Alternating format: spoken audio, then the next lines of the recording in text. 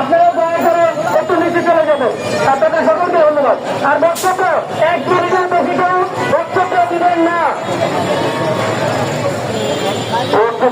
আপনার আল্লাহ ঢাকা কলেজের পক্ষ থেকে ঢাকা কলেজ ছাত্র দল।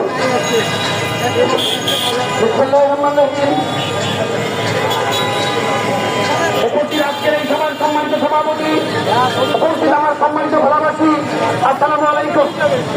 আমাদের একটাই দাবি, আমরা জন্মগ্রহণ করেছি পিতৃ নদী ভোলায়। ভোলার গ্যাস দিয়ে আমরা কাউকে তার অধিকার থেকে বঞ্চিত করে আমাদের অধিকার প্রতিষ্ঠিত করতে চাই না। আমাদের ভোলার দেশের যে মূল্য আছে সেই মূল্যের বিনিময়ে আমরা ভোলাবাসী ভোলা একটি মেডিকেল কলেজ চাই, ভোলা একটি মেডিকেল কলেজ চাই, ভোলা বরিশাল সেতু চাই। আমার বাড়ি যেহেতু মনপুরা, আমরা অদ্ভুত পদ্ধতিতে বসবাস করতেছি এবং ভোলার গ্যাসকে ব্যবহার করে আমরা মনপুরায় বিদ্যুৎ চাই। সন্ধ্যার পরে আমরা কাউকে চিনি না, আমাদের ছেলে সন্তান চলাফেরা করতে পারে না।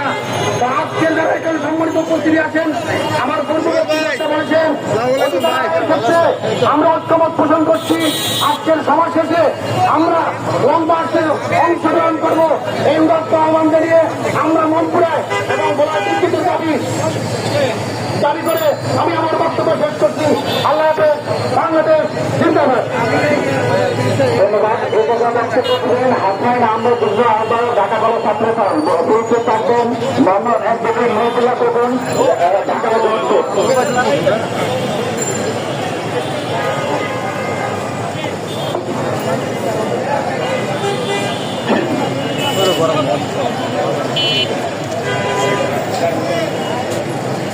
বিসমিল্লাহির রহমানির রহিম।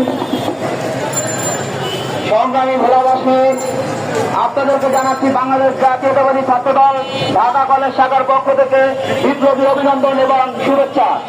আপনারা জানেন আমরা ভোলাবাসী বিভিন্ন সরকারি সুযোগ সুবিধা থেকে বঞ্চিত, কারণ আমাদের ভোলাতে একটি ভালো হাসপাতাল নেই, একটা ভালো শিক্ষা প্রতিষ্ঠান নেই, একটা মেডিকেল কলেজ নেই। আজকে এখানে যে দাবি নিয়ে আপনারা উপস্থিত হয়েছেন, আপনাদের সাথে আমরা ভোলা জেলা ছাত্র কল্যাণ সমিতির পক্ষ থেকে সংহতি প্রকাশ করতে এসেছি এবং আমরা স্পষ্ট ভাষায় বলতে চাই, আমাদের ভোলার গ্যাস যদি নিতে হয়, আমাদের ভোলার গ্যাস দিয়ে যদি